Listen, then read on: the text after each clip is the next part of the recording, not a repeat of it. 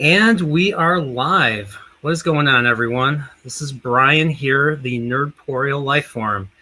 And I am here to basically to thank you all that I have managed to get to 1,000 subscribers.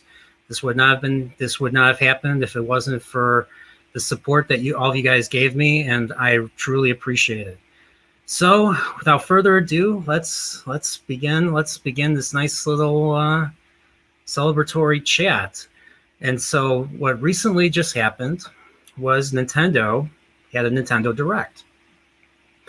And Nintendo announced a couple years ago that they were working on an animated Super Mario movie.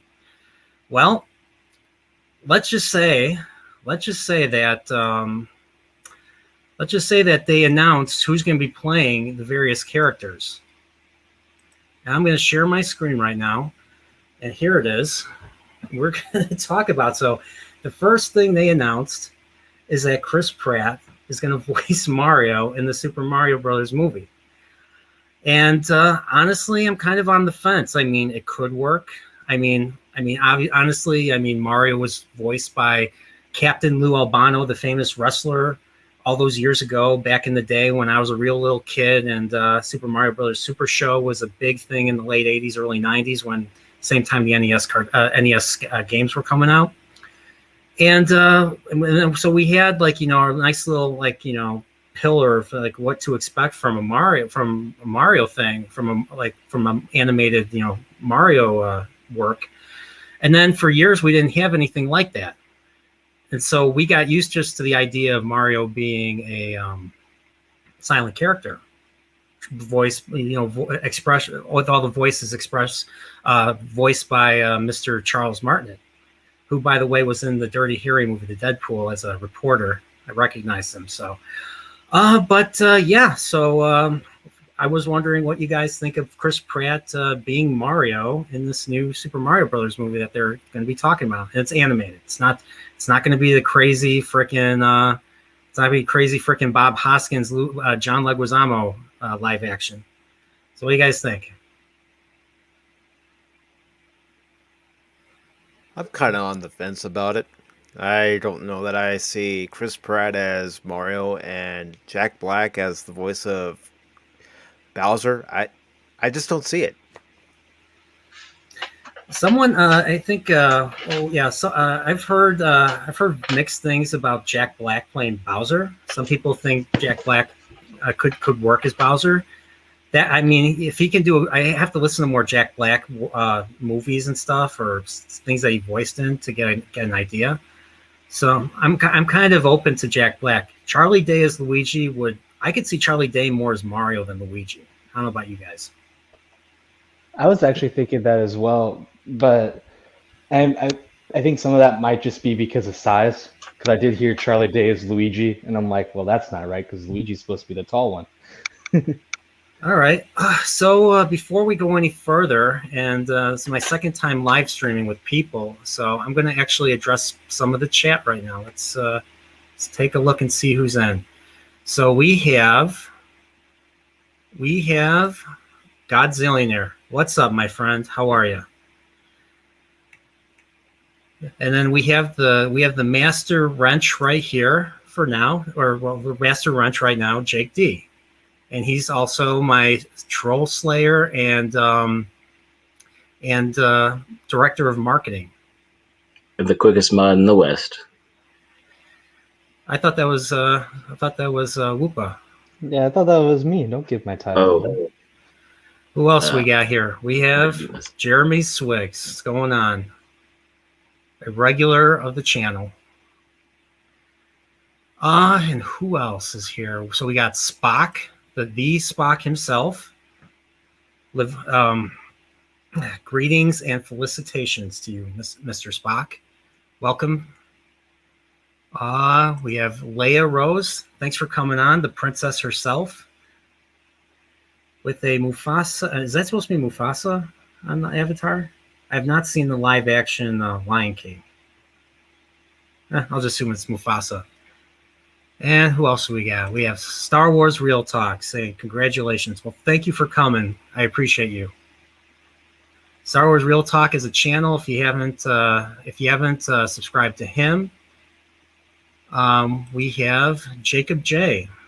He is he has a secret identity, but I promise not to tell anyone who he is.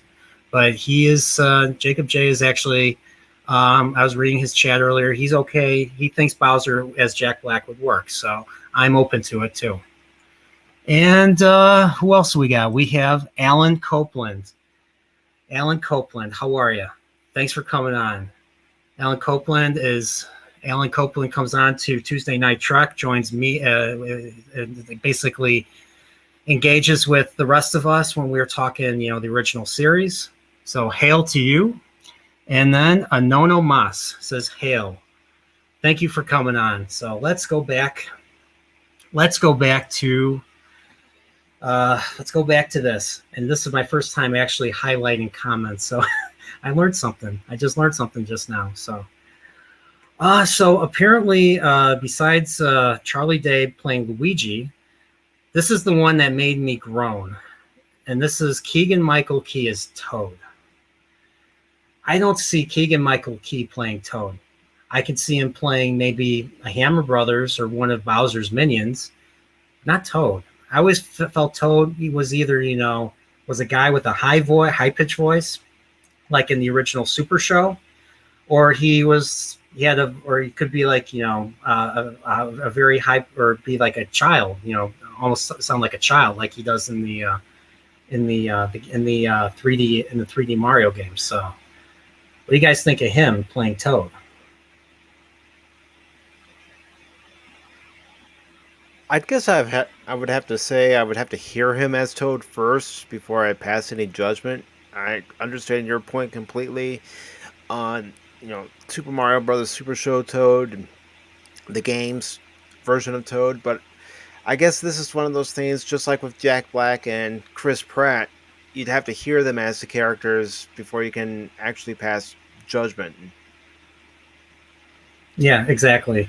So it was just an initial reaction on my part. So this is just my opinion. I've heard him talk on he was on It's Always Sunny in Philadelphia. He plays a game show host of a mock Family Feud episode. I think I forget what season it was. And he's got a low voice. I mean, he doesn't have a high voice. So I just don't see Toad, having a very low voice and stuff. So, and then here's the juicy one. Seth Rogen is Donkey Kong. They just had to go and ruin it, didn't they? I don't know. I'm not the. I like some of his earlier. I like some of his earlier movies. I have not seen much of Seth Rogen lately. So, but him voicing characters, I don't know. It just is Donkey Kong. Donkey Kong. Who knows? And then the rest of the cast, I don't really. Go ahead. Oh, I was gonna say he just does like one thing. I feel like Seth Rogen. Seth Rogen is very good at playing Seth Rogen. Right. And if you like Seth Rogen, that's fine. Because like Ryan Reynolds only plays Ryan Reynolds. But I really like Ryan Reynolds. I really don't care for Seth Rogen. And I feel like there are people who like play Seth Rogen better than Seth Rogen does at this point. Really? Okay. Yeah. How was that one movie that Ryan Reynolds was in, where he's in the video game or the online game or something? Free That Guy. was pretty good. I thought it was awesome. Free Guy. Okay. Taika Waititi also plays himself. Taika Waititi? Okay. Yes. Yeah. He plays an asshole, and he's very good at it. He's had a lot of practice. Well, he is a movie director. He is a Hollywood director, so. Exactly. And he will destroy your mythos in a minute, baby. Yeah, that was not a nice thing to say. You should not have said that. Nope. You want people to watch your product. You don't want to turn people off. Too much hubris, but that's just me, and a lot of people. So longtime voice actor Charles Martinet will have a series of featured cameos. Maybe the game version of Mario will make an appearance in this. There you go, woohoo, yippee! Goodbye, Bowser, or something like that. You know what I mean? But yeah, this was an interesting thing, and it's going to come out December of 2022. So it's going to come out in another year. So I'm guessing, I don't know if they'll show it for E3 or something. Probably not, but they'll probably show something sometime next year. So, by the way, do you guys, any of you guys see the Super Mario Brothers movie, the live action movie from 1993? Yes. Oh yeah. I came out when I was 8 years old, and I'll be honest, I was confused the whole time. My dad took me to see the movie, and I'm watching. I'm like, I'm seeing Mario and Luigi, the plumbers. The mythos at that time was that Mario and Luigi were from Brooklyn, and then Nintendo went ahead and made Yoshi's Island, like a couple years after the Super Show and this movie came out. All of a sudden, they were not from Brooklyn anymore. So, thanks Nintendo for kind of destroying that little origin. But they're from Brooklyn. That made sense to me. But then instead of going to the Mushroom Kingdom, you go to Dino Hatton, where it's basically it's like Blade Runner meets some crappy cyberpunk video game with some Mario looking elements. And Dennis Hopper was in it as King Koopa. And What was Dennis Hopper not in that he was not a villain in the early 90s? Like almost every movie, he was a villain. I mean, he probably went through so many divorces that he needed all the money he could get. So he took like every villainous role he could find. Yeah. I mean, like I said, Waterworld, he took that role, and we all saw how that turned out. I did not see Waterworld.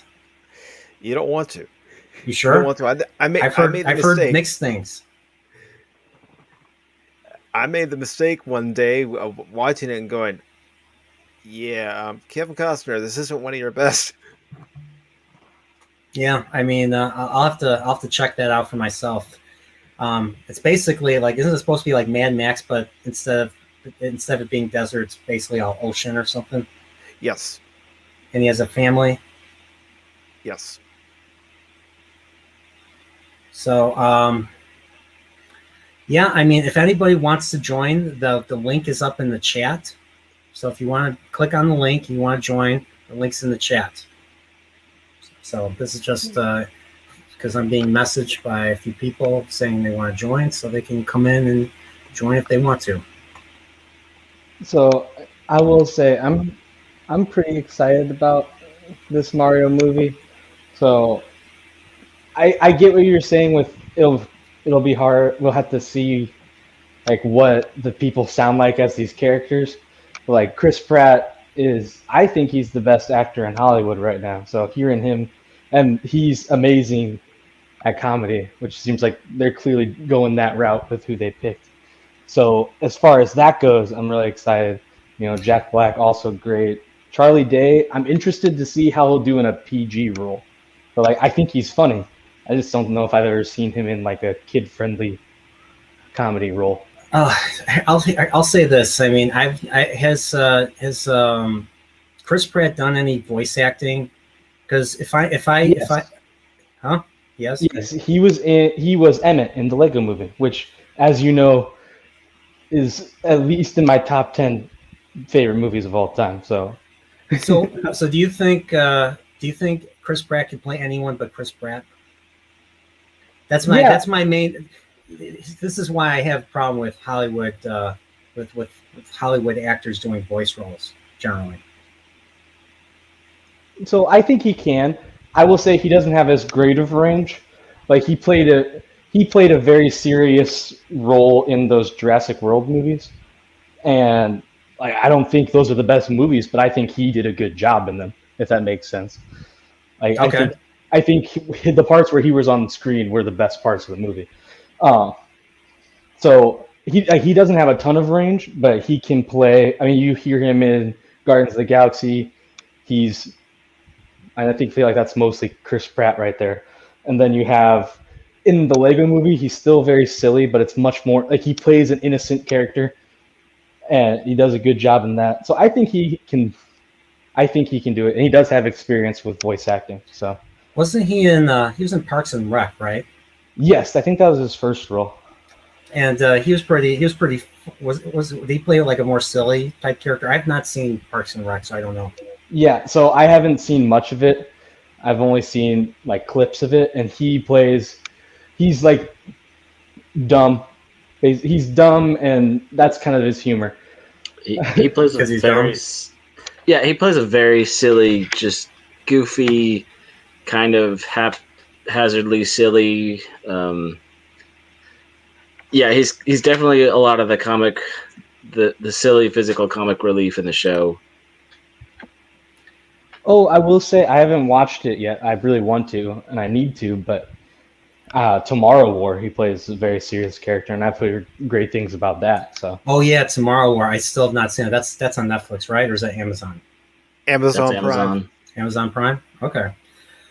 So to kind of veer off of Mario, this was another pleasant surprise that was recorded. That my reaction was recorded for. They're reissuing Knights of the Old Republic for the Nintendo Switch. Let's just hope that it doesn't bug out on me, because last time I tried playing it on my Xbox, which was several years ago, it just kept crashing on me like a freaking Bethesda game. So, guys, looking forward to this, because I mean, didn't they just announce a new? Did they announce a remake? They did announce a remake, and I actually downloaded Knights of the Old Republic from Steam, so I'm still getting into the game, but I'm enjoying what I'm seeing so far. Yeah, so I mean, it's the same people that did. It's the same people that did. They did the version of what did they do? They did Jedi Outcast. They re-released Jedi Outcast. The only issue I had with that, and I stopped playing it, was because of the controls. Like the controls were just pretty. The controls were just pretty bad. Like especially with rotating and stuff. Rotating, like it's super sensitive to the point where I just could never get, to the position I wanted, to aim to shoot somebody, because it would just be super duper quick and stuff. So, but I this game is the reason why I bought an Xbox back in the day. This and frickin' what do you call it? This and Halo, first Halo, Combat Evolution and stuff. Or is it Combat? Yeah, Combat Evolved. So, so apparently it's coming out in November. So I don't know if you guys play. Have you guys played Knights of the Republic? You guys want to play it or something? I'm definitely going to download this myself, because I'm probably going to stream this too. It's definitely a game worth streaming. I was thinking about doing that on one my channels one of these days, but I kind of want to get through the game first so I can figure out all the ins and outs of it before I decide to stream it. Okay, cool. So we had this. This was announced. What else was announced? This game. I'm not a big Kirby fan, but this game looked amazing. This was basically imagine if Mario Odyssey. Imagine if Mario Odyssey was a Kirby game. This would be it. It's basically he's in a city. It's a 3D environment, and this looks really good. Like I've never been impressed by a Kirby game before. So, I mean, I mean, it still has its traditional style of graphics and stuff. But wow, I might actually buy this. This is like them trying to make this into a Mario. They're trying to make this like a 3D Mario game right here. yeah, I mean, this is, oh man, this looks. I mean, I don't want to play it for obvious reasons, but this just looks amazing. so I haven't played Kirby before, but I will say I watched someone play it recently. I don't know if he's here, but I know he's dropped by some Speed King. I was watching him do a run of that, and it looks pretty cool. Obviously not this game. This game, I mean, it looks really cool, and I will say, in my opinion, Kirby has the best soundtracks in all of gaming. So at the very least, we will be blessed with some awesome tunes. The only tune I can think of by Kirby is the one in the N64 Smash Brothers where it goes dun dun dun dun dun dun dun dun dun dun dun Dun dun dun. That one. You know what I'm talking about? Yeah, Yes, I know what you're that's the talking only about. one I could think of. Oh, so there's a lot that I just didn't know were Kirby, but they kept popping up in different like compilation videos, and I finally started listening to some Kirby music, and I'm like, oh my gosh, this is great. You got the 8-bit, the 16-bit. I'm a big 8-bit nerd, so I love it. Oh, really? What like what like so like you ever played the 8-bit Kirby or seen it? Because there I was a Kirby's Adventure, I think is what it was called Yes, for I've seen it. Nintendo. I've played it. I've seen it. It looks interesting. I've never played Kirby, but I feel like I should. I've watched it, and this definitely looks really cool to play. Yeah, I think Um, so too. Like this right here looks like a Mario style boss fight. 3 hits and they're gone. So yeah, this game looks amazing. Would I buy it right away? Probably not. But this would definitely be something to consider. Now that I have an Elgato, I can actually stream Switch games. I want to obviously open that up with I obviously want to open that up with what do you call it? Um, what do you call it? Metroid Dread, obviously. So right, right. there's this. And what else? They announced a lot. So Bayonetta 3 was announced. I've never played those. That's a big one. This one, I was like, really? So this is an old ActRaiser's an old Super Nintendo game from like I don't know if it was a launch title, but I think it is a launch title. And it's basically you play as like God or some angel, and you're building like a town. You're basically building you're building a town, and excuse me, sorry. You're basically building a town, and then your town gets invaded by like demons from hell, and so you come down as like this warrior right here, and you take out the demons in this particular area. So it's almost like a Castlevania type of level, Castlevania / Mega Man type level where you fight. It's pretty tough, you go through it, typical platformer, and then you fight a boss at the end, usually. So, which is demon. So, but yeah, you're basically God. You're basically God, and you're trying to create. You're trying to help. You're trying to create Earth or something, and and you have to take out the demons from hell to keep them at bay and stuff. So I thought this was great until I saw that they used anime art style or anime character designs. I'm just sick of anime character designs. So who knows? So but yeah, this was one I really liked. I have to play the original. I'll probably stream the original at some point. That's on Super NES. And then the rest of the stuff, I mean, this was the other big announcement that I want to highlight right here. So if you guys don't know, I have a Discord, and right now I have 3 active giveaways on this Discord, and one of them is a year of Nintendo Switch Online. So you just sign up for it, click the ta-da reaction on the giveaway, and you'll basically you've signed up and stuff. And so the bot will basically tell you, or the bot will choose randomly who the winner is when the giveaway comes to an end. So but going back to this, so what they're doing is they're gonna, instead of just simply adding N64 and Sega Genesis games, adding 2 additional platforms, they're actually going to increase the price. So they're calling it a new membership.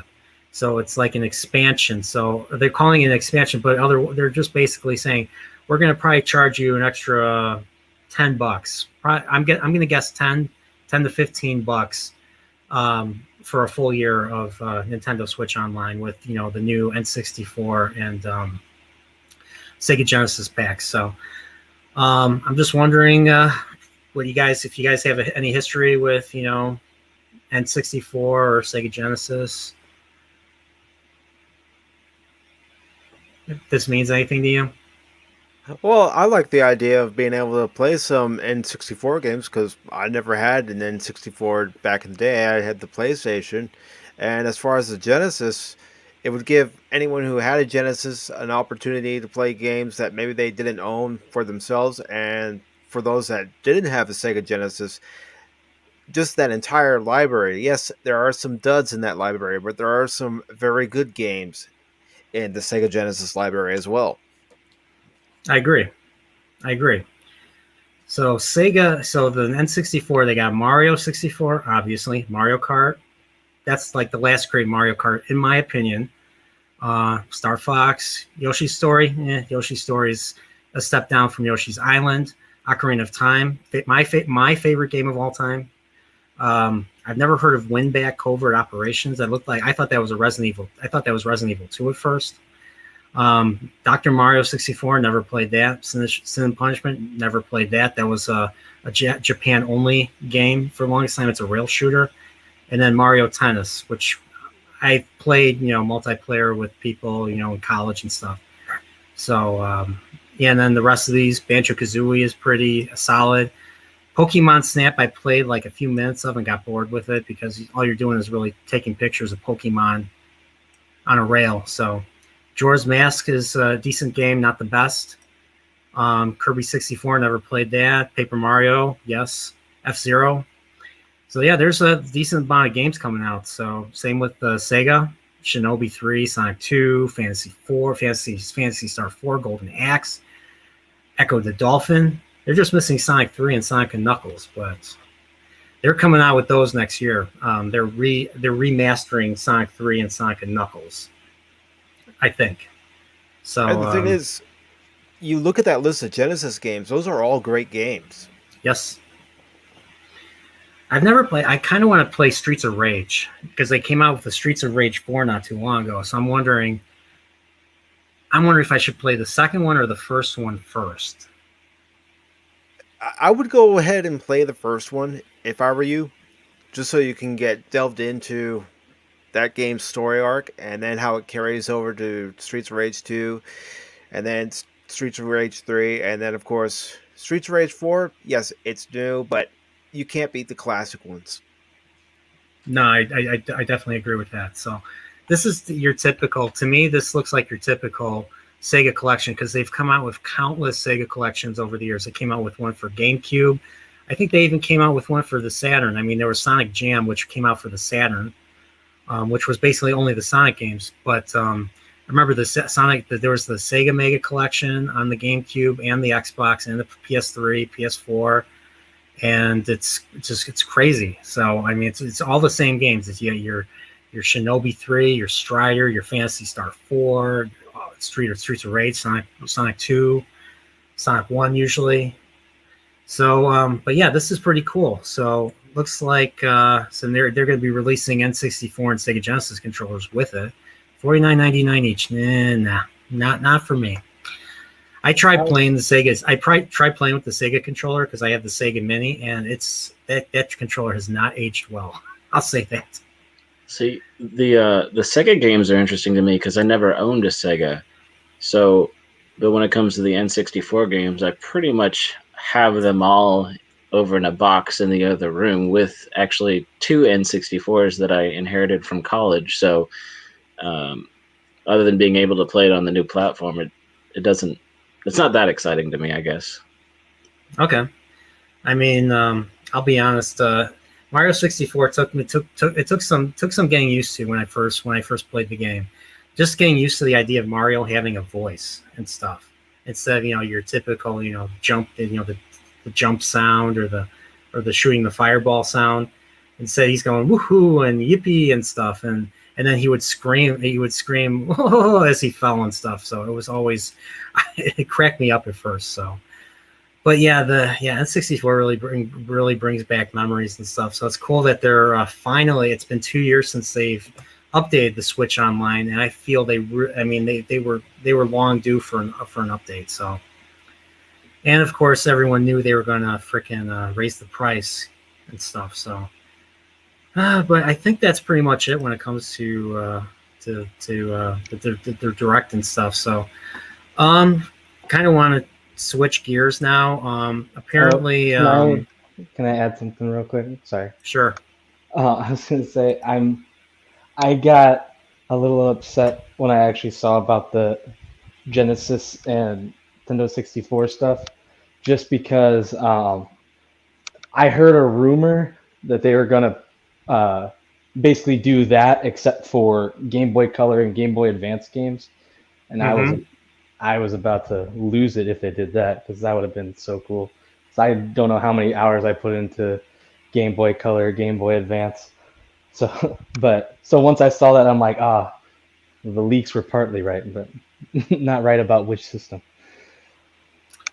Okay, so I just want to catch up in the chat and say hello to whoever. Say hello to the people that came in. So, let's see who came in. So we have Filippo Soa. He came in. He says, "Sup? Congrats on 1K, my good man." Well, thank you. Thank you for coming. Thank you for coming by. And then we have, who else do we have? We have Matt Cave. Matt Cave is in the house. Says, "Congrats, dude." Well, thanks for coming by, Matt Cave. That's freaking awesome. And next we have 2 Star Wars nerds. 1,000. Congrats. Is this a reboot of the 93 Super Mario Brothers? LOL. No, I hope not. That movie had its issues. I mean, it's. I tried to rewatch it not too long ago, just for like the only reason why I would rewatch it is for nostalgia, because I was 8 years old when that came out, and my dad took me to see it in the theaters. So I'll be honest, it was confusing because at the same time I was playing Super Mario All Stars on the Super Nintendo, and that's basically Super Mario Brothers 1, 2, 3, and the Lost Levels in a single package. So it was very different from the Mario I was accustomed to. So let's see who else we got. We have Padawannabe. What's up? Thanks for coming by. Jock Nerdy was in earlier. He was in my Nintendo Direct stream. Came by. Thanks for coming by again, brother. And then we have a friend that I have in real life, Mr. Brian Anderson. So everyone say hello to Brian Anderson.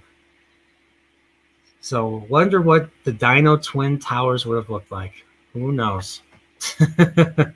Dino Haddon. And then we got Godzillionaire, Mad Max, but on water. Yep, that's right. That's Waterworld. So, Wookiee Supremacy says, "Congrats, nerd." Thanks, Wookiee Supremacy. I appreciate you being here. And Brightest Day is here. Brightest Day is the reason I got bumped up. I got bumped up to 1,000 within a 24 hours. So it's the major part of this is because of him. So if you see him, you have to, if you're not subscribed to Brightest Day, go subscribe to Brightest Day. He's got a channel. He builds Gunpla. He does book reads. Right now he's reading Dune. You know, the book about spice and deserts and sandworms and blue and people with eyes that are full of blue. So check his channel out. Let's see who else. Golgo13. Brandon is here. What's up, Brandon? How you doing? And then we have False Stop. Hunter's in the house. Hunter is a big. He's a game developer. He talks. He does. He's making a game called False Stop. So I streamed his game. Watch my streams. I did a 2-part series on streaming his game. It's a very interesting game. And it's got very good characters. I like the 2 main characters of the game. So if you haven't checked him out, check out his channel. He's got a channel, I believe, and yeah, he came to my acquaintance because he was watching my Donkey Kong Country 2 video, and he knew everything. He knew where everything was, and he knew things that I never knew about Donkey Kong Country 2. So yeah, definitely check him out. He knows his stuff. So he knows his video games. Let's see who else is in the chat. Low spec Linux laptop. Thank you. Congratulations. Thank you. Chrono Network. Hello. Congrats, Nerdporeal. Thank you for coming on. I really appreciate you. Then we have Spock again. Spock is the man. Janet from Another Planet says, congratulations. I do not play games. I just make crafts, but those look very fun. Yes, they are very fun. And crafts, I mean, making crafts will keep you busy too. So, and I think that's there's a lot of people. And then George Peter Gatz says, greetings. What fresh madness is this? Well, thanks for coming by. I really appreciate that. Canadian Spider-Man is here. Canadian Spider-Man is here. The Star Wars guys are here. Here he is, Paul.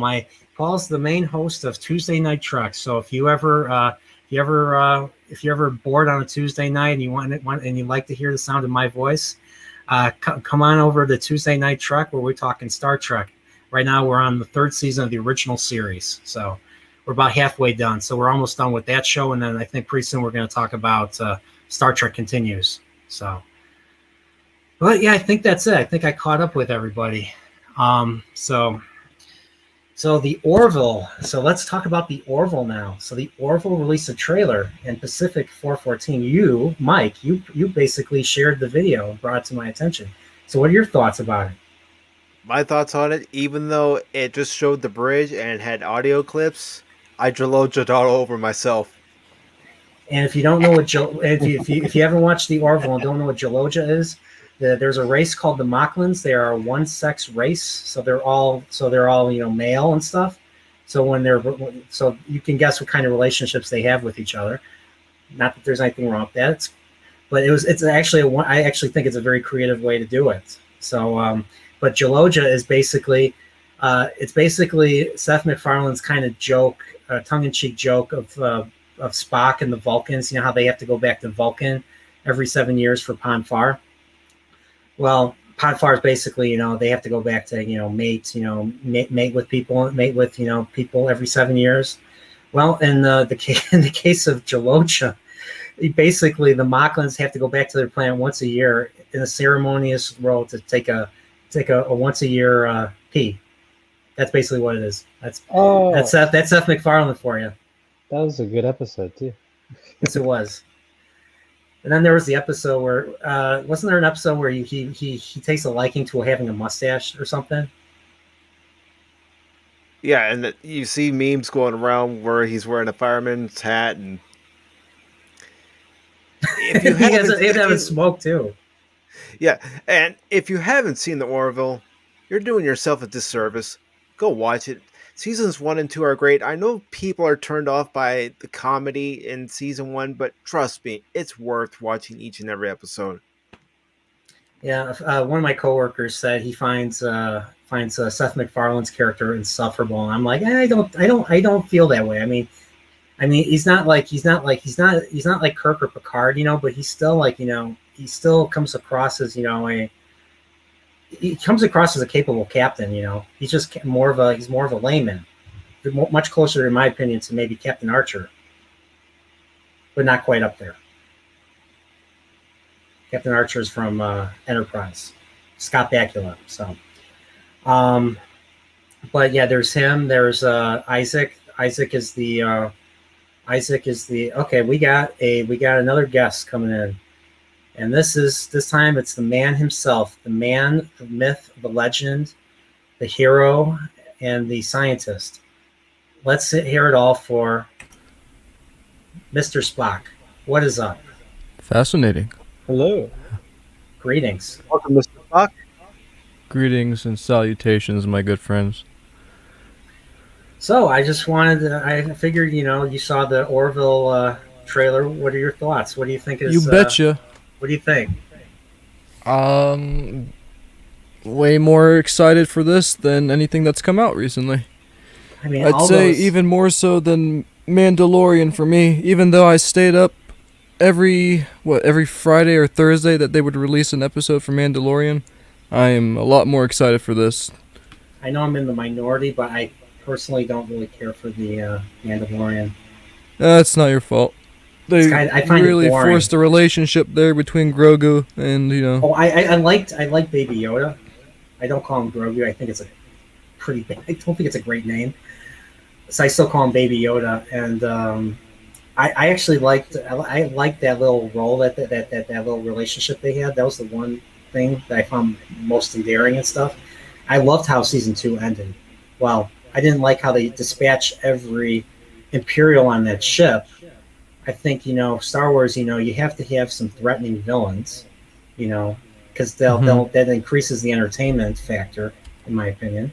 I mean, imagine if Darth Vader was a buffoon in the original trilogy. Do you think the original trilogy would have been as big as it was? The phenomenon that it became? It wouldn't have worked. Even the prequels. I mean, you had Jar Jar Binks, and you had the goofy Neimoidians, especially in Episode 1, and then you had the battle droids, but you still had freaking Darth Maul to make up for all that. And you had the Emperor at the end. So, and even Christopher Lee, people don't like Dooku. I like Dooku. Oh, I love Dooku. He did a great job. I mean, he's freaking Christopher Lee. I mean, he's imposing as enough. I mean, him with that curved lightsaber, and then he just kicks everybody's butt at the end of, because you don't know what he's capable of. He kicks Obi-Wan and Anakin both at the same time. He beats them both. Well, I was going to say, I like Count Dooku because of Christopher Lee. Heck yeah. Like everything, I have not seen Christopher Lee has not been, I don't think he's ever had a bad role. I mean, he usually plays villains, but he's always plays really good villains. I mean, he played Scaramanga in Man with the Golden Gun. I only thing I didn't like I felt his character died too easily in Man with the Golden Gun,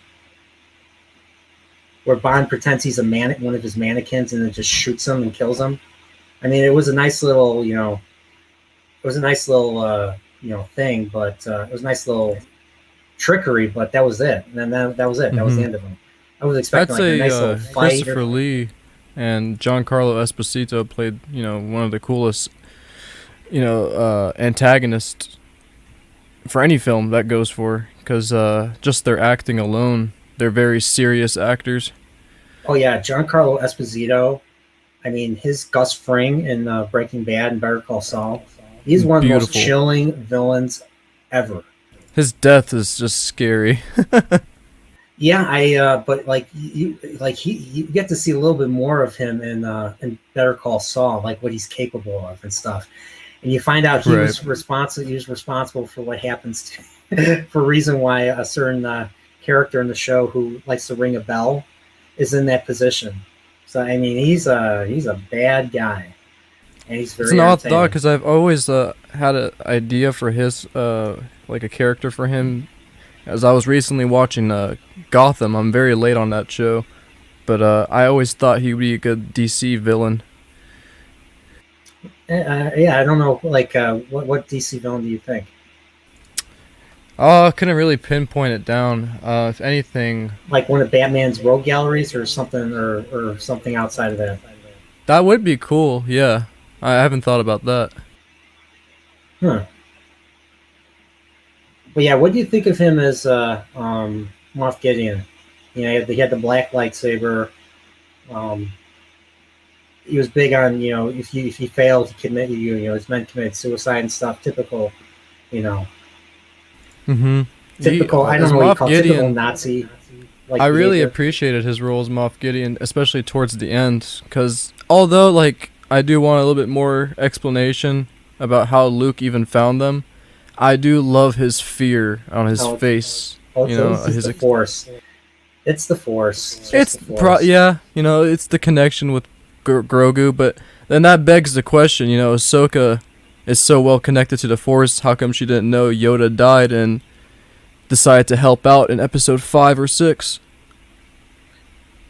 So just to go off on a side note, Comics Talk with Pops Van Sant. I was $9.99. Well, thanks for coming in. Thanks for participating in the chat. And then Retro Gaming Rich is here. Sorry, I'm late. Congrats. Thank you. I appreciate you.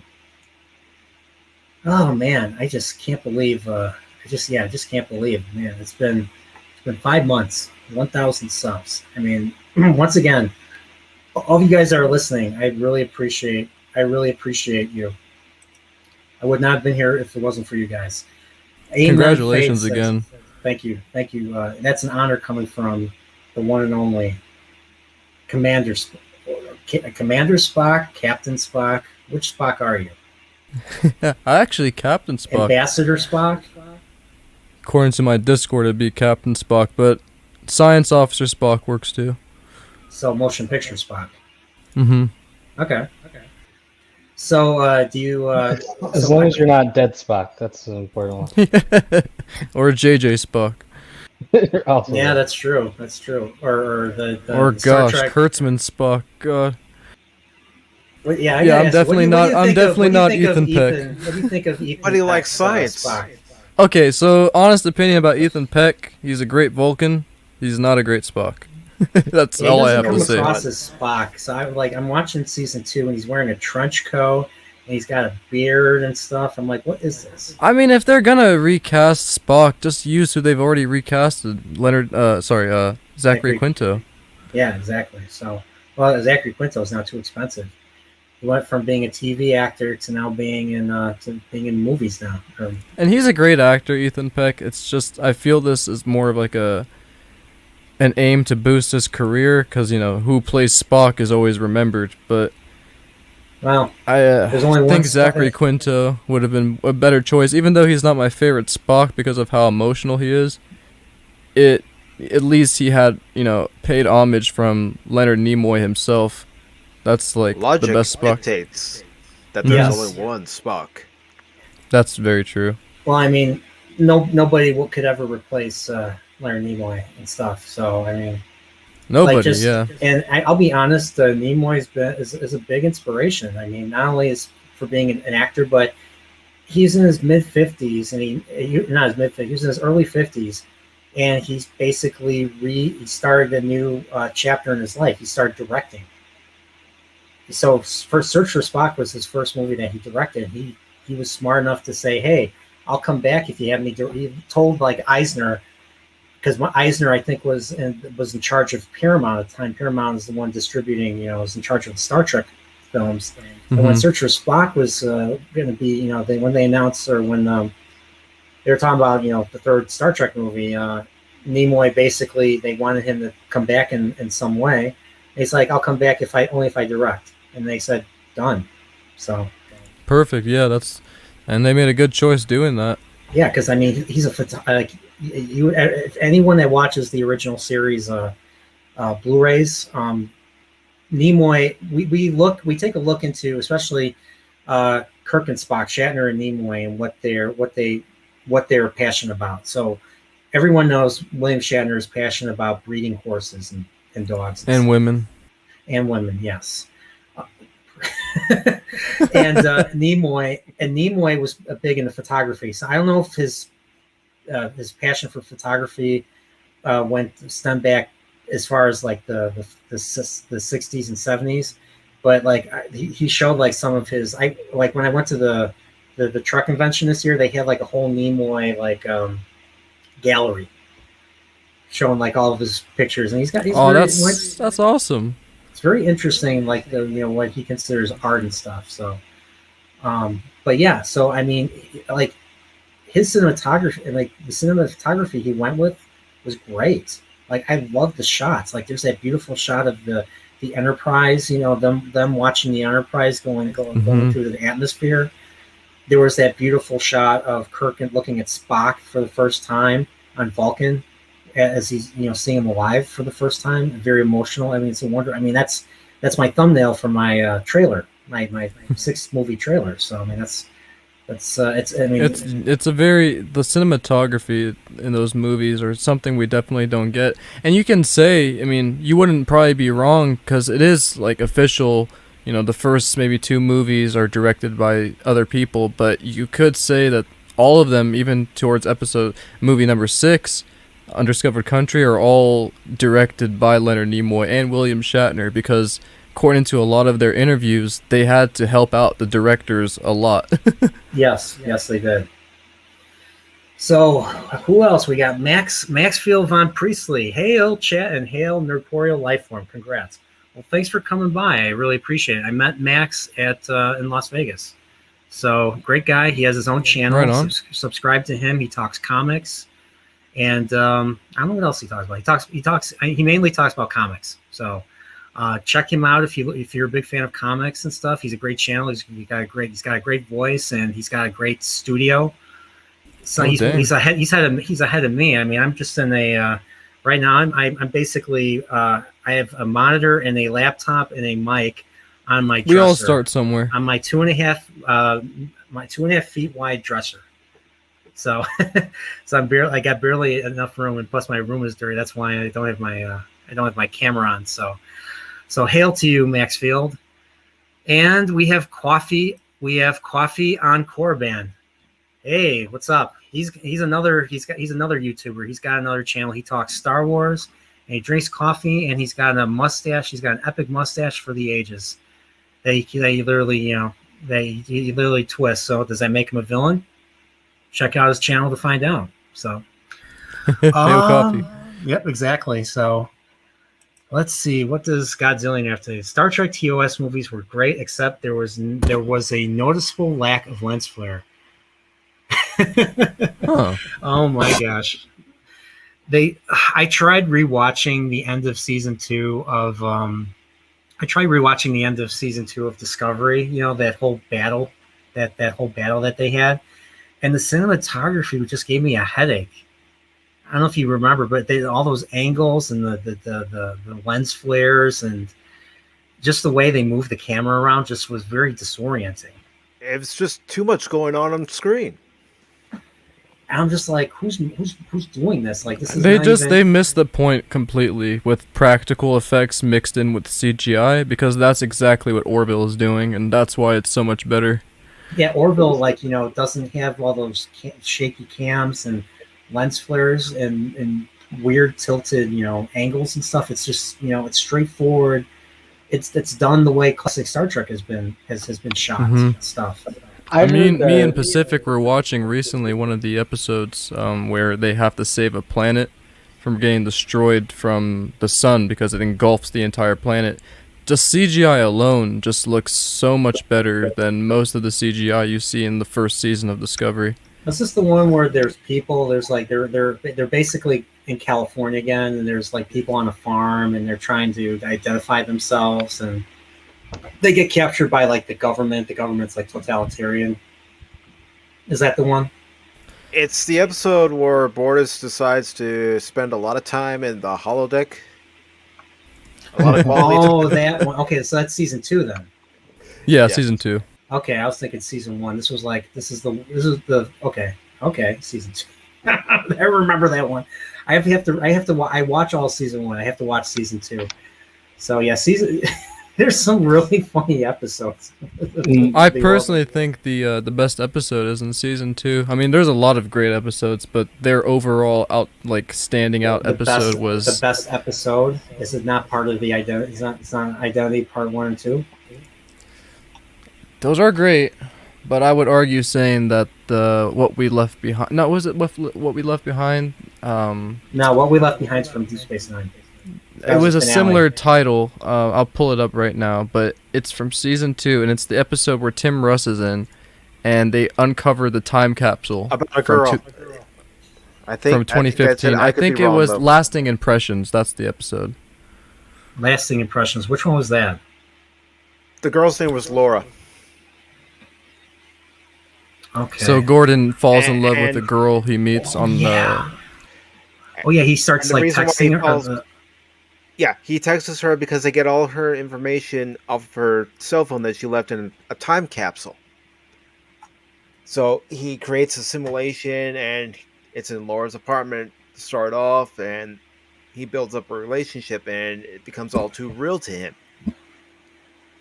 You see the chemistry in this episode with the whole crew. Like, it is a Gordon, very focused episode, but then you see the improvement and disapproval from the rest of the crew and how they actually feel. They don't just disapprove of Gordon's relationship because they don't like him. It's because they care for him. And that's something... You don't really see those kinds of developments in the new Star Trek, especially in Picard, their most recent show. It's they set it up as a very rude universe where Starfleet curses at their admirals and doesn't have anything to do with them except focus on the future and eventually lead to a great burn. This entire show builds a very Star Trek-y kind of crew where all of them have each other's backs, which is very important. And that's what people want to see. People want to see positivity and stuff. People don't want to see people being negative or edgy just for the sake of it, especially in the Star Trek show. I mean, there's other programs that they can do that. They can get away with that.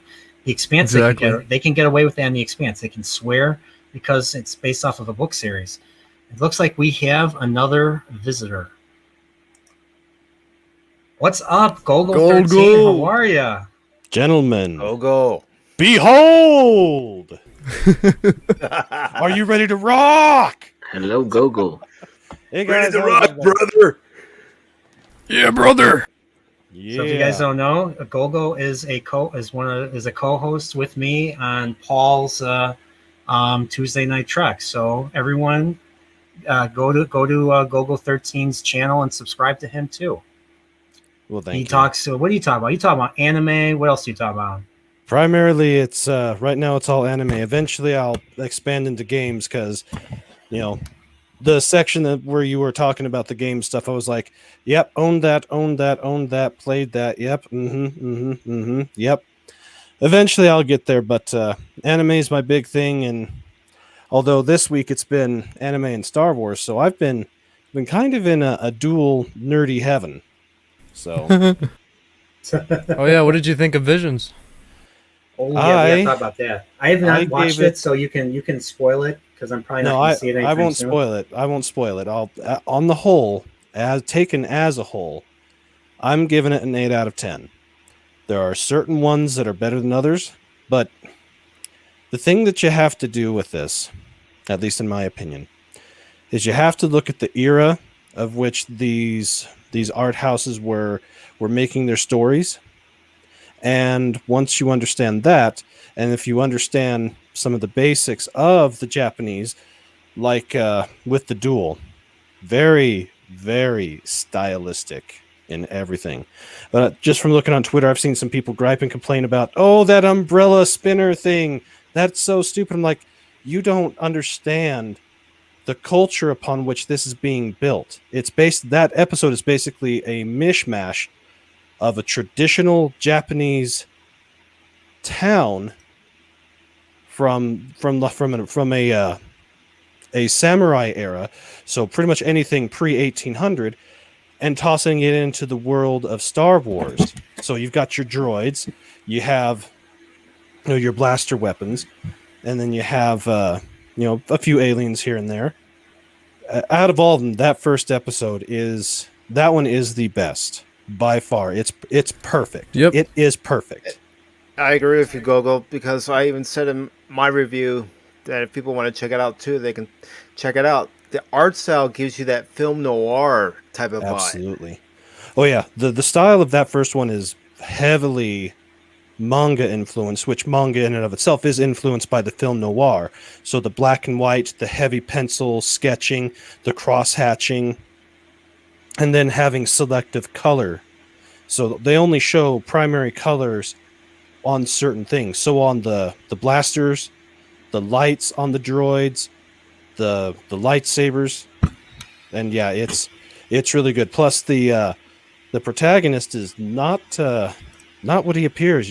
He's a Ronin warrior. That's obvious, but the type of Ronin warrior that he is unique because you wouldn't have expected it. But it was right there in the trailer. The trailer gave it away, but I didn't put two and two together until I watched the episode.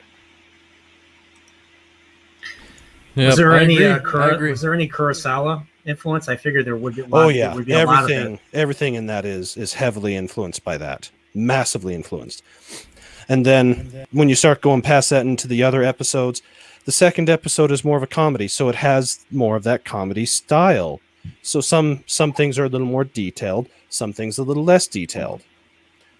And then with the third one, here's what I'll say. Out of all of them, the one that I would think would be the most controversial would be the twins, specifically because it behaves acts and feels like it was pulled directly out of The Last Jedi. That's the era that one's in.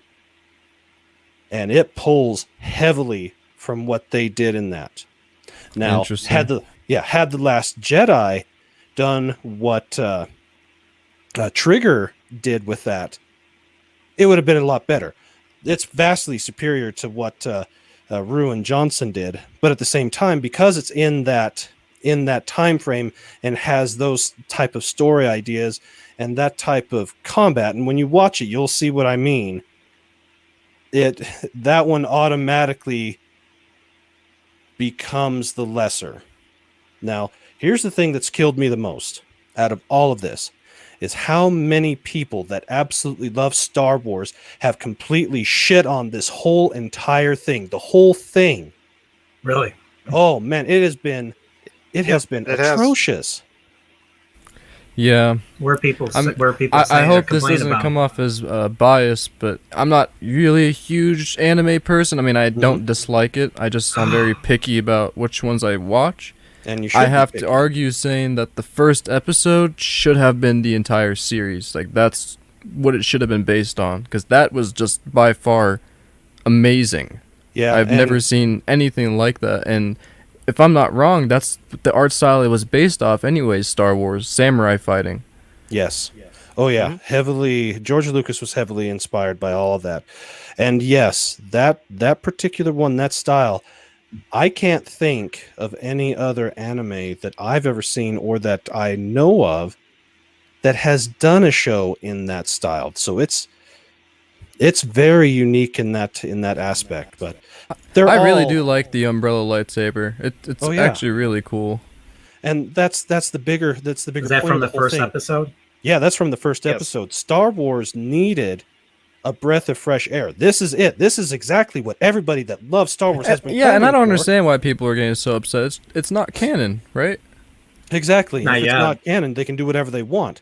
But one of my arguments that I made back in one of my first videos was, if this is good enough, if these shows are good enough, they should be made canon. And I heavily want to push for episode 1 to be made canon, because the whole idea of a wanderer, a Ronin, wandering the galaxy, that would make an absolute epic movie. I did have or a show, theory even that- better than Mandalorian.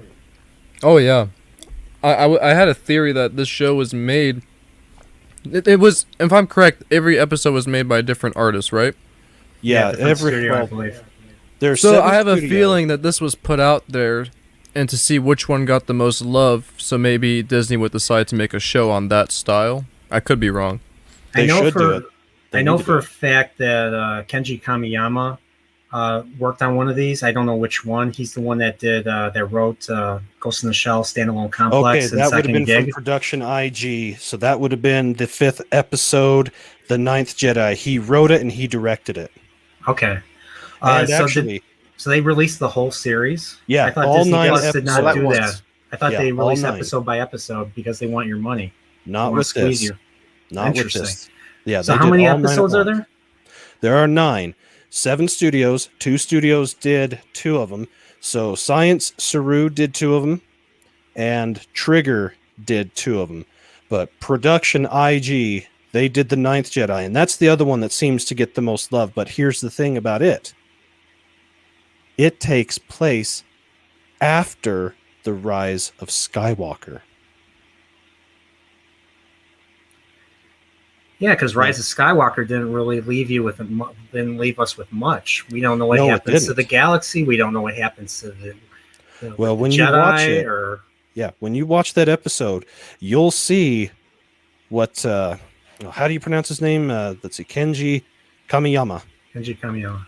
You'll see what he envisioned for what happens after that train wreck, and what he envisions, vastly superior. They should have gone to these guys to do all of the sequel trilogies. They would have done, if they had given them what JJ was originally thinking. They would have fixed it, and they would have done it right. They would have done the whole thing right. Man, I mean, part of the reason why I like anime is because of the quality of the writing, the quality of the stories, the quality of the characters.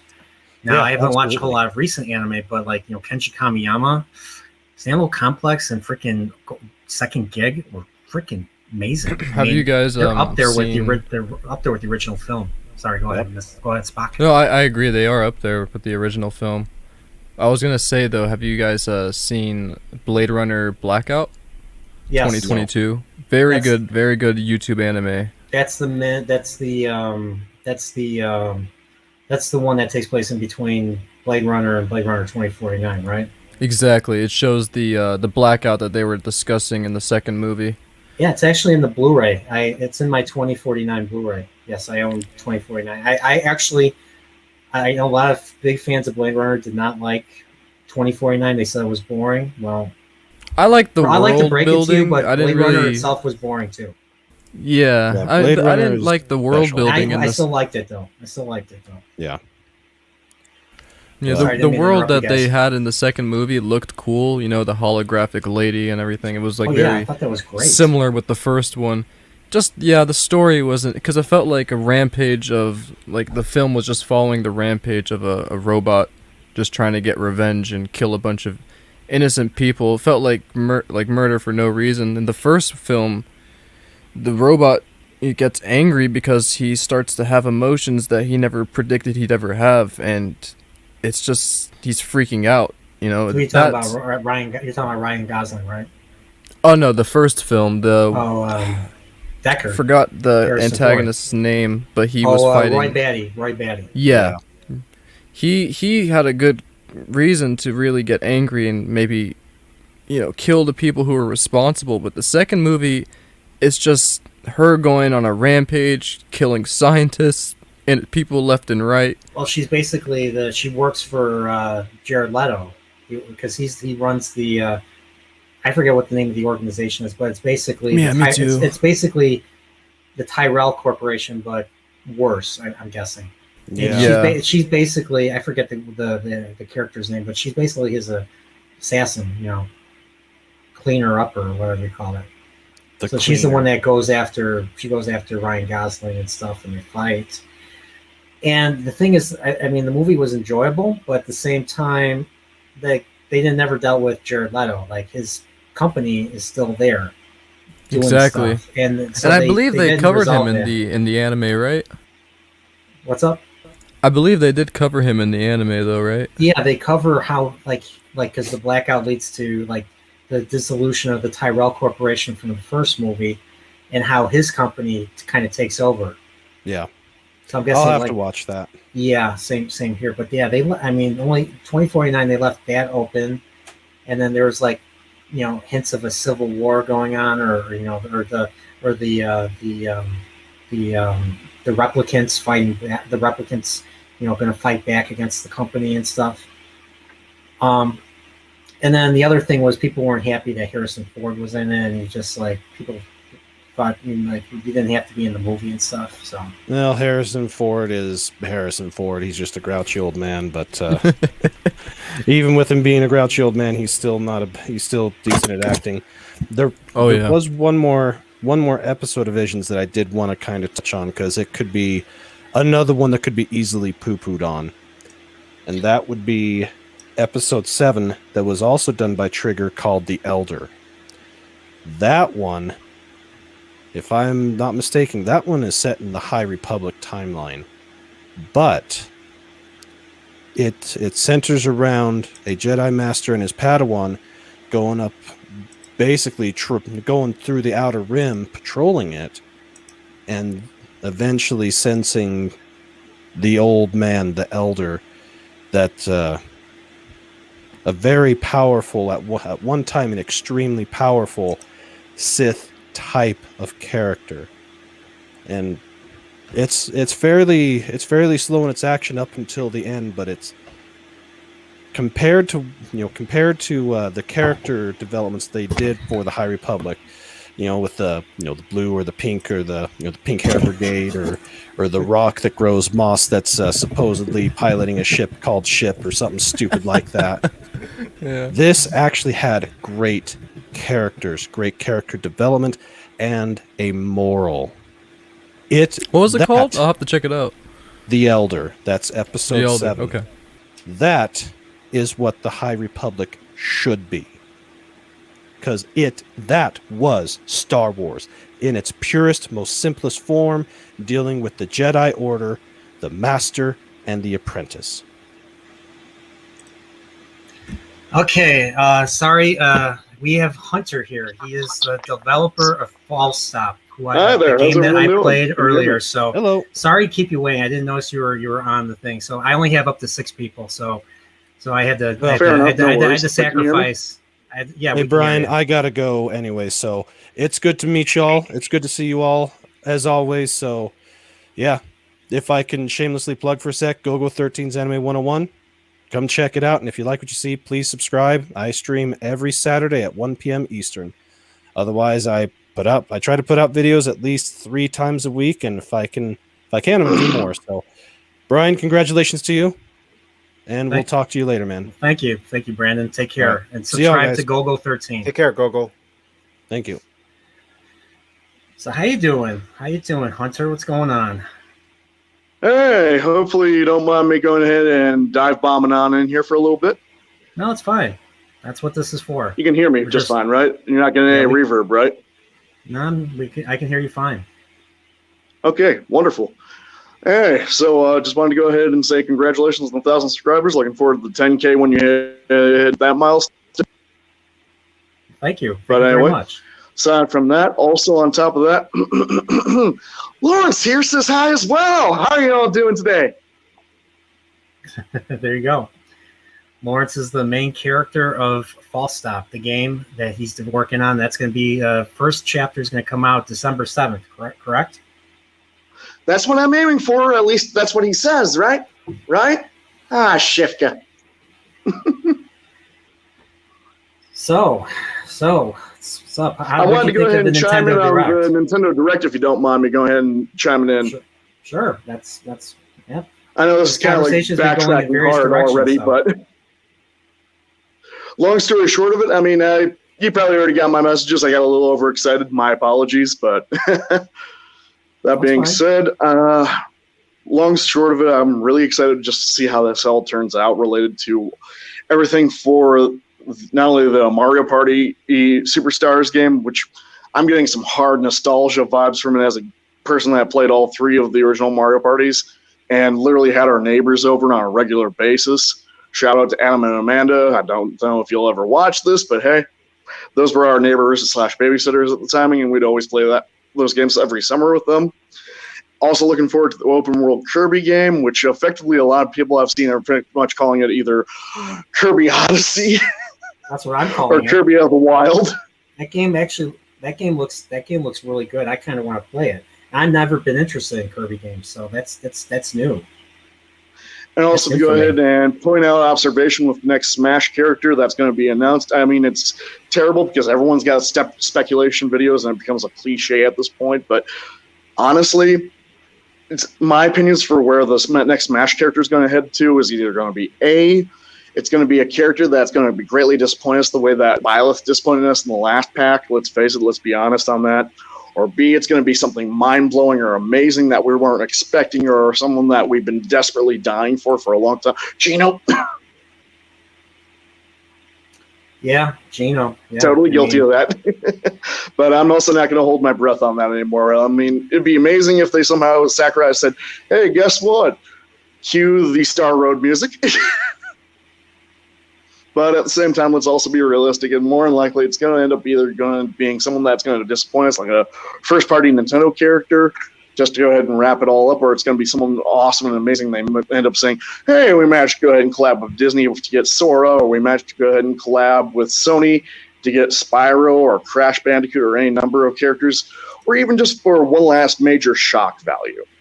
What's your guys' thoughts? On what again? I'm sorry, I didn't get the last one. You're talking about your thoughts on the next Smash character. Oh, I mean, I'll be honest. I don't really follow Smash. I haven't played it since. I haven't really played it or really got into it since the N64. So that was 20. That was over 20. That was over 20 something years ago. So I mean, you play it once, you play it all. I mean, yes, there's different characters, there's different maps and stuff, but it's the same thing. It's a fighting game, you know. Maybe there's different moves and stuff. It's always fun to watch, but I don't know. Yeah. I've never been really good at it either, so it just Fair enough. it's not something What it's about the not rest something I of you want to guys? invest too much time in. I know a lot of people like it. That's great. So I mean, Wooper, Punk Waddle, everybody else, what's your thoughts? I'll be quick with this. It's not that I don't like Mario. I've never played it. I just never really owned a Nintendo 64. I was mainly a PlayStation dude growing up.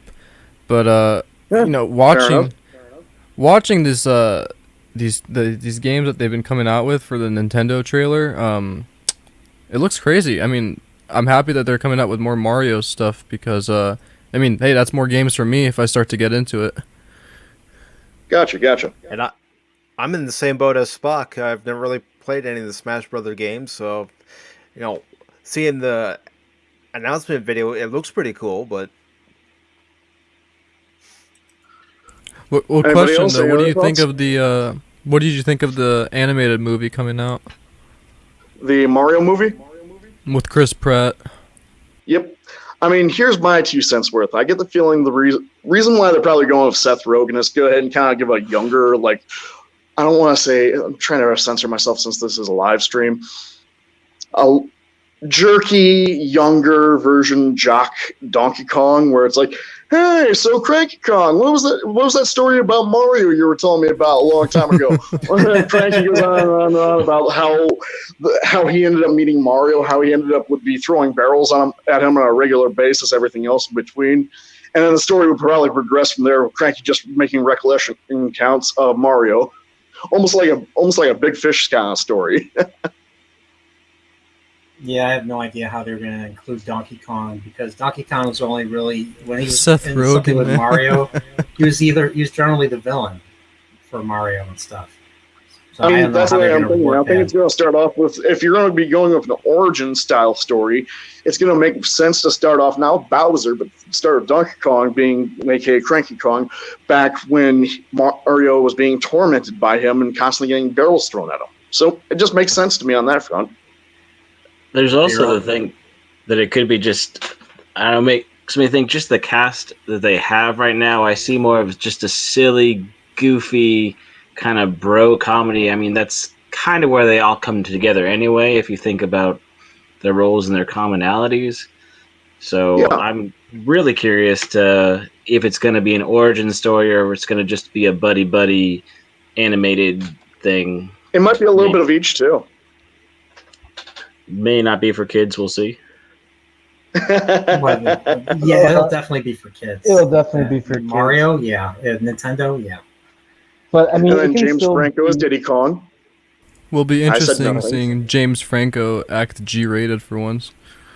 Sorry, not James Franco. James Seth Franco against, Rogen. like, Diddy Kong And Nintendo. I'm Charlie going to put my Day. wager that's going to be a PG movie, not a G movie. They're going to probably have to bump it up a little bit. I Yeah. think it's gonna be G. I think it'll Because be G. Yeah, Shrek- most likely. Because my It's going my to be friend who somewhere in the has- realm of G or PG. I'm going to go ahead and Mhm. wager that much.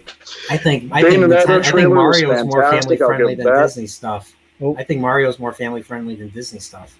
So I think it'll be rated That's G. true. That's just my opinion. Well, where's Fair Jason enough, fair Segel enough. in all of this?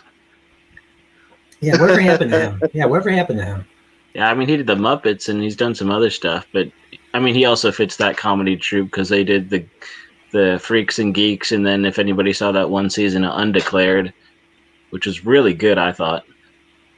But Is that Now, college? on my Is that a checklist of college games show? I do want to go ahead and get around to playing is the new Deltarune. And I still haven't played through the first chapter of Deltarune, so no spoilers, anybody. But I'm very much looking forward to going ahead and giving myself a reason to go ahead and play through that sometime in October. Okay, Deltarune was that? What kind of game is that? But other than that, the last thing I'm going to go ahead and say before I go again, congrats on the 10K, hopefully soon 10K subs. Congrats on the 1K. And by the way, I did go ahead and suggest a few of my local friends my way to go ahead and subscribe to you during that timing. So maybe you ended up getting a couple. Well, thank you. I appreciate it. Appreciate it. Thank you. And aside from that, beyond that, I mean, in terms of the cast, No on Keegan Michael Key. Hard no. I'll go ahead and take everybody else, but no on Keegan. I can't. Yeah, I just don't see him as Toad. Like Toad's a small little guy. I would expect Toad to have a higher voice. Even a female. Unless they end up even a doing a female voice module where sense. they increase his pitch up to double falsetto ratings. Which, oh my god, this hurts my voice. Well, in anime, Japanese anime, Japanese voice acting, a lot of young, a lot of, I could see a female character or female voice actress playing Toad. I mean, Keegan. That being said, I can do an old Toad voice, not like an old, like an old man voice Toad, hey, but Mario, like grizzled Toad. Here we go! Yahoo! Oh, I was thinking older than that. I was thinking Mario Brothers. I was thinking like Toad. Mario Kart or 64. Yeah, that's definitely. Voice. Yeah, I remember. Yeah, that. Oh, Yeah. the best! Yeah, there's something like that. See, there's a lot of voices. That's why I feel the way I do. Yep, Toad's Turnpike. Yep, I remember. All right, well, thanks for coming on. Anyway, sorry, don't mind me. But again, thanks for letting me tune on in. Take care, guys, and have a wonderful day. And that being also Live long said, and prosper. Thanks for and stopping. the last thing I'll also bring up is just quotes from Charles. Always look to the bright side. Look up to the sky. You're saying it's nighttime? Well, then look at the moon or the stars. You say the stars aren't there? Give it a little time. You'll be able to see them soon enough. And I'll see you soon, my friends. Take care. See ya. Take care. Cheers. Nah. And cut. So, all right. So let's catch up on. So some people turned up. Let's see who we got. So we got the Retro Gaming Rich says, enjoyed the stream. Got to run. Congrats again. Hope everyone has a great night. Well, thank you for coming on. I really appreciate it. Then we have Master of the TDS says, hello everyone. I met him in Las Vegas. Great guy. I met him and his wife or fiance. I forget. So then we have Broba Fett. Where is it? Broba Fett. Best N64 was Perfect Dark. And he says, congrats, Nerdporeal. Thanks, Broba Fett. Let's see. Anybody else come in not too long ago? Oopa Troopa says, my fantasy football team not doing well, RN. Tell us about it. Oh, do you really want to hear it? Sure. Well, so the Panthers are playing right now, Panthers and Texans, and I'm starting one person from that team, and he has gotten 0 points so far, and it's almost halftime, so that's not good. And the other guy, he's starting two people. One is Christian McCaffrey, who just left he just is out for the game now. So, I mean, you never want to see that, but it is nice that I'm not getting scored on by him. But then his other player is DJ Moore, who already has 100 yards. So, not good. And we have Green Lantern 345. Congrats on the 1,000 subs. Well, thank you, Green Lantern 345. He has his own, Green Lantern 345 has his own channel, and his channel is called Goggles and Gadgets. So go subscribe to Goggles and Gadgets. And the and is an ampersand. It's not the word and, it's an ampersand, I believe. Or Green Lantern, correct me if I'm wrong. So, but yeah, check him out. And then we have Pop Culture Mechanics says, congrats on 1,000 subs, NPL. Well, thank you. Man, I have some ideas now for some more logos. Some people call me TNL, some people call me NPL. So I'll have to make use of that. I'll have to come up with some designs, some additional stuff, some additional merchandise. So, well, yeah, I thank hate you. Hate to cut you off here, nerd, but I'm gonna have to hop off right now and get dinner started. But this has been great. Congrats again on the 1K subs. Hope to get you to 10K soon. Oh, thank you. What are you going to have for dinner? Let me guess. Vulcan meat yes. soup. No. Vulcan spiced tea with... I think they were cooking some... Man, it's been a while since I've actually watched Deep Space Nine, so I forgot the dessert name. But Vulcans are generally I think they're giving us some vegetarians, Jumjo right? sticks too. Vulcans are generally vegetarians, right? Or is it just Spock that was vegetarian? I think it's I think just it's mainly Spock. Vulcans. Well, maybe. But I've seen dinner conferences. I believe Sarek was eating what it looked like to be chicken. Could be wrong though. Okay. Well, thanks, But- Stock, for coming on. Of course, yeah. It's great to be here. And in the words of Captain Peter Quincy Taggart, never give up, never surrender. There you go. Heck yeah. Jill on true, Spock. Joe on true. So let's see. There's an interesting one. Where is it? Okay, Godzillionaire says, how many toad/mushroom drug jokes is Seth Rogen gonna make? It'll be a drinking game. I can definitely see this. It's like you think Seth Rogen, you think weed and getting high and stuff like that. So maybe Donkey Kong's actually like that. Maybe he just likes, when he's not throwing barrels, likes to chill. Yeah, so it definitely seems like something Seth Rogen would do, but I'm hoping it's something Nintendo would be like, yeah, no, not. No, I'm sure they wouldn't. I'm sure they put their foot down about that. Miyamoto is very anything you know about Miyamoto. Miyamoto is like Gene Roddenberry when it comes to Nintendo and Mario and stuff. Like, he's very protective of the property. Like, if certain things don't fit, he will not let it happen. Like, especially when they made Super Mario RPG, Square Enix was basically giving Mario like a sword. They were giving him they're giving him like things that Mario generally would not use. And Miyamoto always usually put his 2 cents in when it came to consistency. So kind of so he's obviously he's the Gene Roddenberry of Mario and Nintendo and Zelda and all that stuff. So except he's happily married and he's never cheated on his wife once. But that's a story for another day. So maybe that's why the stories had a different tune to them. Yeah, exactly. So Chrono Network says, wishing you good luck to 10K and beyond. Thank you again. This has been pretty great. And I didn't get to say hello. Craig Lee Lawrence Experience. Cool stream, guys. Well, thanks. Thanks for coming on. Thanks for checking this out. I really appreciate it. So, and Jeremy Swig says 100K soon. Oh, let's not get too far ahead of ourselves.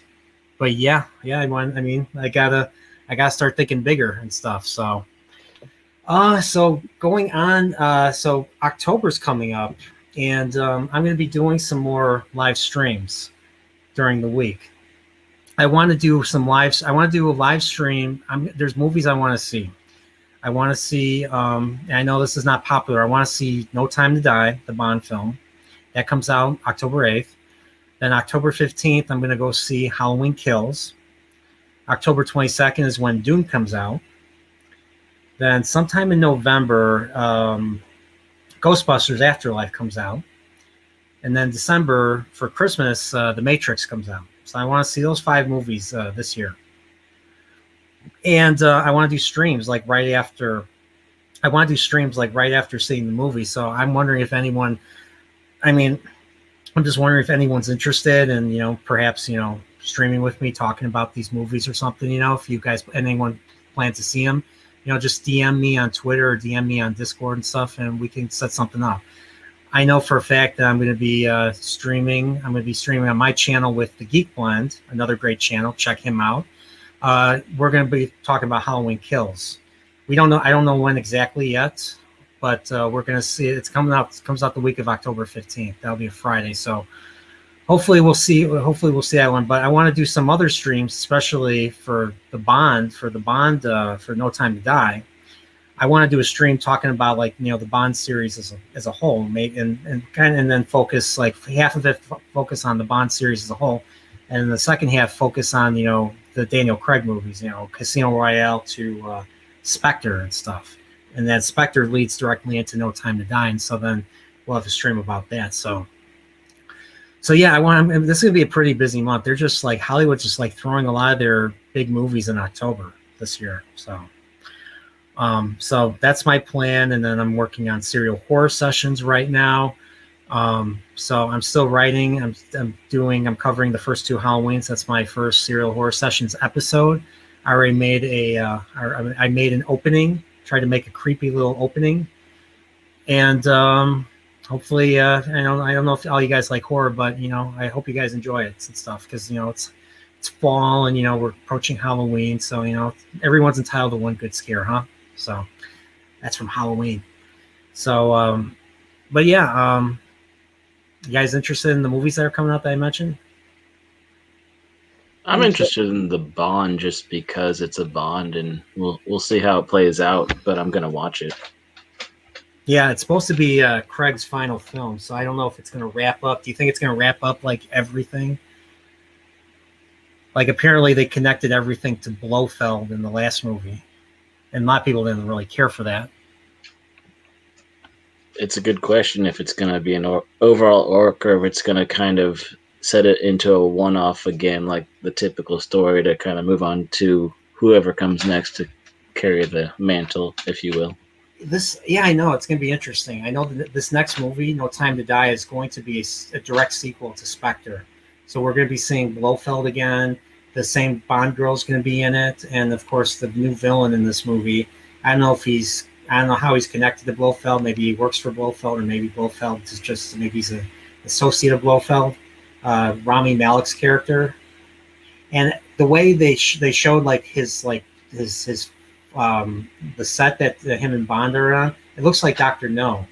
So I'm wondering if he's supposed to be Dr. No.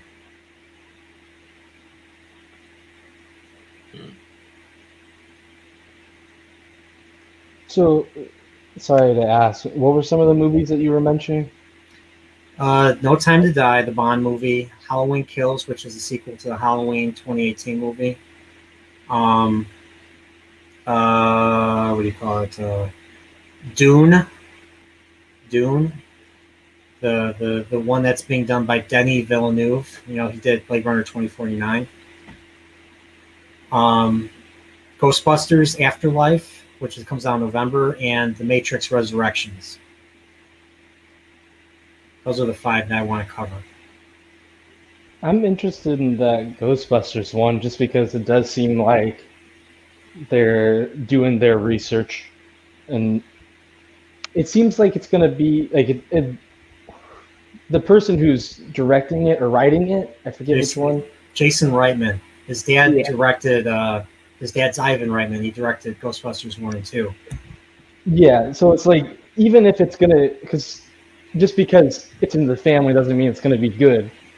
But it does mean he's going to take it seriously. He was there, he was present on set when he was a kid with his father, and then he was also in Ghostbusters 2. So I mean, he was, according to an interview that they did, this was part of his. I mean, this is part of his big part of his childhood. So I think he would be just as invested as the rest of the fans are. I mean, that's what I'm saying. I'm just saying I don't know if he would be good, but I know that he cares about this. He's not gonna do a Ghostbusters 2016. He cares about the source material. He's taking it seriously from what it sounds like. So he's not going. So whatever you get, whether you like it or not, it's going to be done with care. Actually, trying to be truthful to the series. Is that the right words that I'm using? You know what I'm saying? Yeah. And when the director is more than just a fanboy, but really cares and is really wants to do it justice, is always brings hope to us who still have hope for the next whatever they're going to try and do in Hollywood, because I know we still want to watch movies. Yeah. I mean, we go to be entertained. We go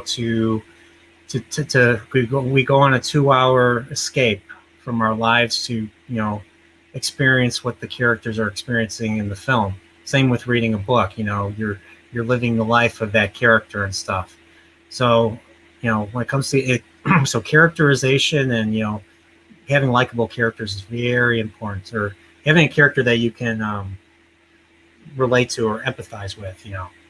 And that all depends on the writing. So okay, let's see what Jeremy Swigs has here. He says, I'm interested in Top Gun. Actually, so am I. I think that's coming out in February. That's not coming out till after the new year. So the only part I didn't care for in the trailer was the new students copying the piano singing scene. I like respecting, but I don't like on the nose reenacting. Yeah, I think I think I remember that scene too. Yeah, it's were they going to copy the volleyball scene too, where they're shirtless and playing volleyball? I mean, It's Always Sunny in Philadelphia already already made fun. They already made fun of that. So yeah, I'm looking forward to that. And then we have Godzillionaire says, I'm afraid for Dune, it really needs to be 2 movies. Well, technically, it's supposed to be 2 movies. I mean, this movie that's coming out, I think it's going to be 2.5 hours. It's movie 1. It's part 1. So, and it even says part 1 in the title card when the movie begins. That I do know. Hopefully, I mean, only thing I'm concerned about is that Warner Brothers decided to put everything on HBO Max, so people aren't going to go see it in the theaters. Because I mean, Dune's a movie you got to see in the theaters. I mean, just seeing the trailer just looked freaking amazing and stuff, and it looks extremely cinematic. I just hope it's not, too much shaky cam and stuff. I hope it looks like, auteur, like on the level of Stanley Kubrick and stuff. So, or even, I mean, Blade Runner had a really good cinematography too, I believe. I have to rewatch it though. So let's see. Cam is in the house. Thanks. The Nerdporeal Lifeform rocks. I do. I guess I do. Thank you. And deserves to celebrate and to keep on growing. Dinner time. Take it easy and be well. Why? Thank you, Cam. I really appreciate you coming on and leaving that. It's very, very nice of you. Thank you so much. I appreciate you. So, looking forward to all those. Halloween, not so much. Well, if you're not a fan of horror and you're not a fan of the original 1978 Halloween, then yeah, you probably wouldn't like it. I, however, love the original Halloween from 1978, and these new movies with Jamie Lee Curtis feel like the closest thing to a sequel. The only issue I have is that they kind of undo Halloween 2, but Halloween 2 kills Myers and Loomis. I don't care what you guys say, Halloween 4, 5, 6, and whatever. Loomis is dead. He blew up. He blew himself up, and he blew Myers up too. They're dead. You can't change my mind about that. So 4, 5, and 6 were 4 was a cash grab. So, yeah. Boba Fett says, yep, yeah, they bumped Top Gun again. That's been my most anticipated movie for 2 years. Now it's still gotta wait till May. It's coming out in May. I thought it came out in like February or March. Oh well. We'll see. Godzillionaire says the fact that the OG Ghostbusters weren't shown in the trailer, it gives me a lot of hope for this. It gives me a lot of hope for this film. Yeah, I mean, they're obviously in the movie. We know they're in the movie, so I'm guessing we won't really see them till like the very end of the movie. It's gonna be like Luke Skywalker in The Force Awakens. So, and then MJ1 Media has come in and says, "Congrats to the Nerdporeal Lifeform." Well, thank you, MJ1 Media. Thank you so much for coming on.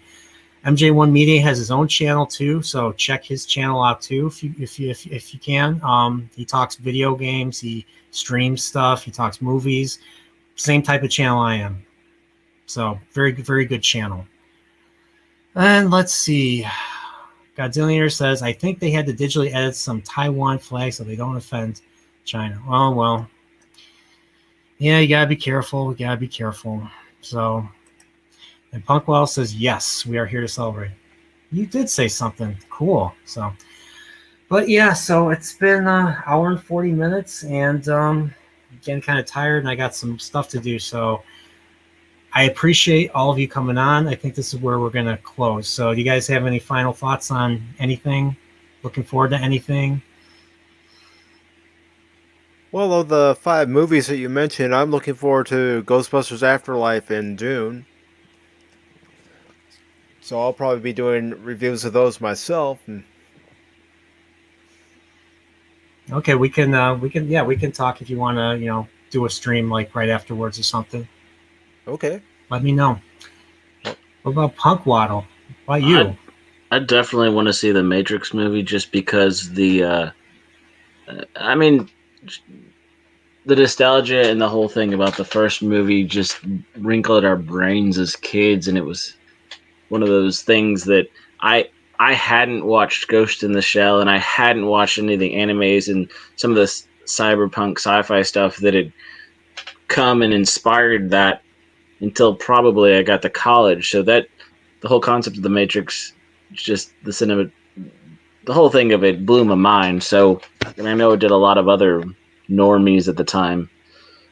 So, well, hopefully it's not a disappointment, but I definitely want to see what they're trying to do with it. And like I said, even if it's like the Mario movie where it becomes a drinking game, I'm still going to watch it. And Whoopa, what does this mean? I'm seeing 57. What are you seeing 57 of? Oh, so Jake D was saying he only saw 3 likes on the video, and I was saying I'm showing 57 on my end. There's 57 likes? Really? Yep. Holy Got a crap. whole lot of likes. Wow. Well, everyone that came on, or everyone that came by and left a like, thank you.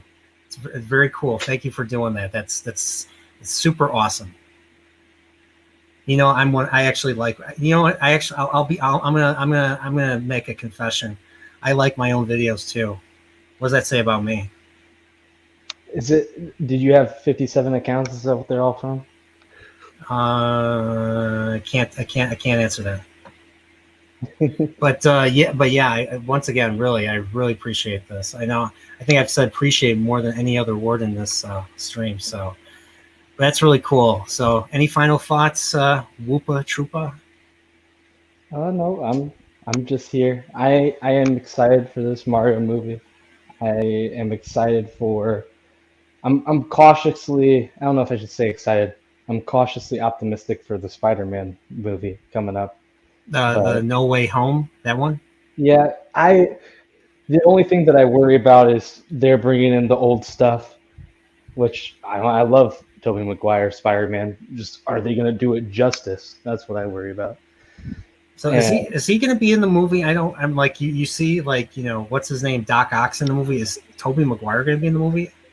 We don't know yet. They could be. It seems like either they're keeping it a secret, which seems kind of odd, considering how much attention that'll get on the internet, or they're going to be like a short cameo, or they're not going to be at all. Like, it could just be that Doc Ock comes back, or all these old villains, but not either of the previous Spider-Man. So I don't know. Okay. You ever see the Darth Bully Maguire videos on YouTube? Yes, I love this. When he's sitting on the because you just have Obi-Wan. It's over, Anakin. I have the high ground. And just Darth Bully Maguire. I fail to see how that's my problem. Yeah, those are actually pretty good. Those are really good. So, oh boy.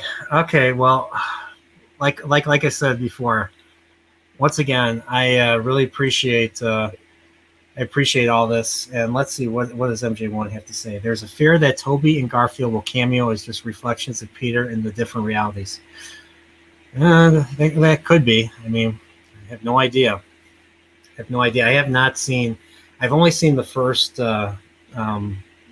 what's his name, Tom Holland. I've only seen the first Tom Holland Spider-Man movie. I haven't seen the second one. I heard the second one wasn't bad. Far From Home, I think is what it's called. I liked it, but it wasn't as good as the first one, I would say. So did they bring back Michael Keaton in that one at all? No, not that I know of. Because if I remember correctly, he's still around.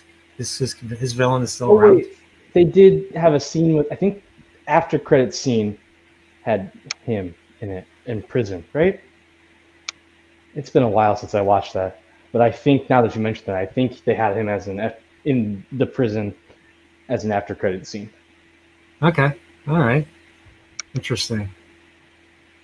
All right, well, I think that's it from me. So yeah, I'll expect expect some videos, some horror related videos. I know not a lot of people like horror, but it's a time of the year, you know. Horror's fun, you know.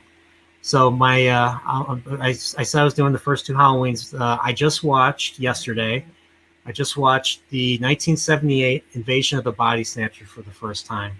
and that's going to be my next video after Halloween and Halloween 2 for serial horror sessions.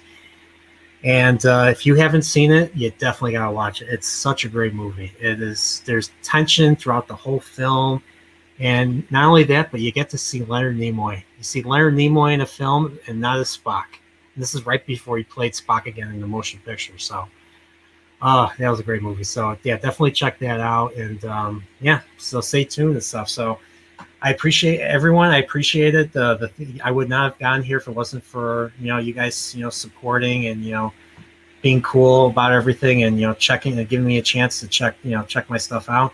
I still have a lot to learn. I still have to practice on my gift of gab and my speech and stuff. I'm still not perfect at it. So that's something I just want to keep something I want to keep developing, keep working on, and keep getting better because that's what life is. It's about continually challenging yourself and continually trying to better yourself at stuff, like Captain Picard says in Star Trek: First Contact. So and that should be the driving force of our lives. Then having money, of course. So, but until then, everybody take care. May the wings of Nerdporeals carry you to happiness, and always remember to stay Nerdporeal, everyone. Take care.